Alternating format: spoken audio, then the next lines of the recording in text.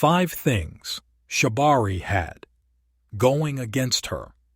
By Krishna's Mercy. जातिहीन अघ जन्म महिमुक्त कीन ही असिनारी महामंद मन सुख चहसी ऐसे प्रभु ही बिसारी. Quote, the one who was without a caste, who took birth from a ground of sins, even that woman was liberated. O you of greatly foolish mind, how can you desire happiness while forgetting such a Lord? Dohavali, 156. One of the many notable interactions described in the Ramayana history is Sri Rama meeting the female ascetic named Shabari. It is a simple interaction, something like visiting a home, a guest warmly received, a host witnessing an arrival they had long since anticipated. The meeting is more striking considering the background. In modern parlance, we could say that the deck was stacked against Shabari. She did not have much chance for this meeting, based on the prior conditions. Nari, a person, would bet on her to meet an avatara of Vishnu in person, but that is exactly what took place.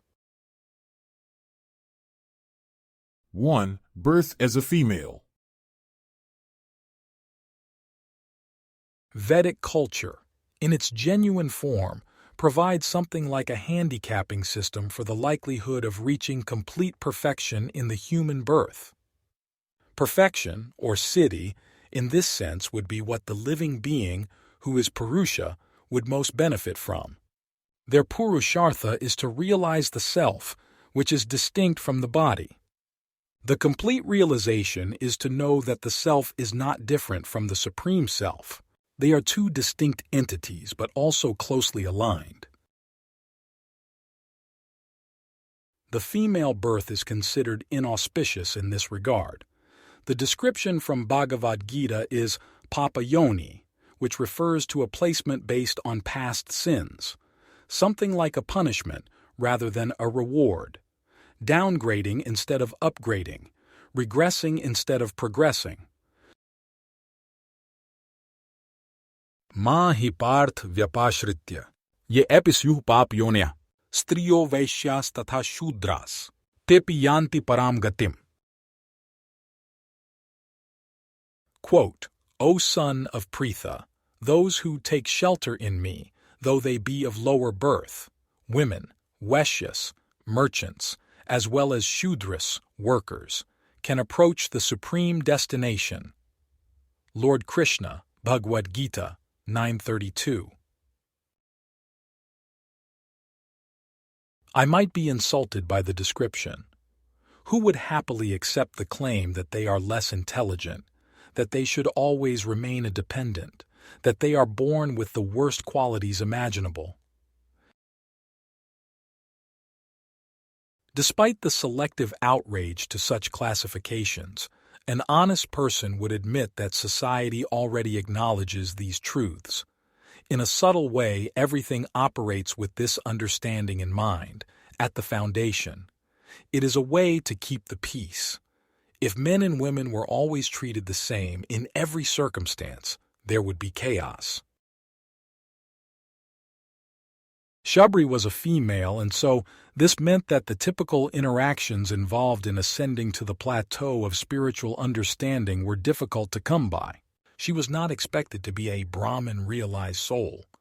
The traditional route is for the woman to get married, support her husband, and share in any merits, sukriti, that he accumulates through his service to the divine. 2. Inauspicious ancestry. Goswami Tulsidas compares the place of birth to a ground of sins. The Sanskrit word is aga. We often think of sin in terms of punishment in the afterlife, of receiving the appropriate consequence to going against established standards of conduct. Aga is simpler than that. Sin is basically going the wrong way. It is doing the wrong thing. It is like turning the screw in the wrong direction when we want to assemble furniture. traveling down the wrong direction when driving, staying up all night for many days in a row when trying to boost energy levels. Shabari did not have a reputable pedigree. Her community would be considered tribal or aboriginal. It is not like she commanded respect based on her parents. There was nothing great inherited in that regard. It is like she was starting the race from all the way in the back of the pack. 3. Residents in the forest. Imagine lacking civility to the extent that you are not allowed to mingle with the rest of society. We see that the downtrodden, the distressed, the addicted, and the abused line the city streets. They have to beg for their needs. People take pity upon them when witnessing their forlorn condition.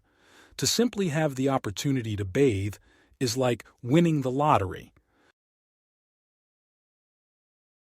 Imagine if you were considered so low that you were not even allowed into the cities. You had to stay in the woods.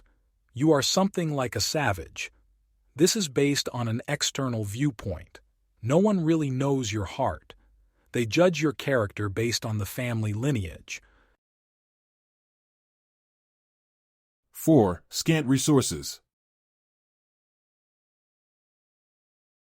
While living in the forest, what could Shabari really do? There is the saying that the empty sack cannot stand up straight. His Divine Grace, A.C. Bhaktivedanta Swami Prabhupada, explains that nobody listens to the poor man.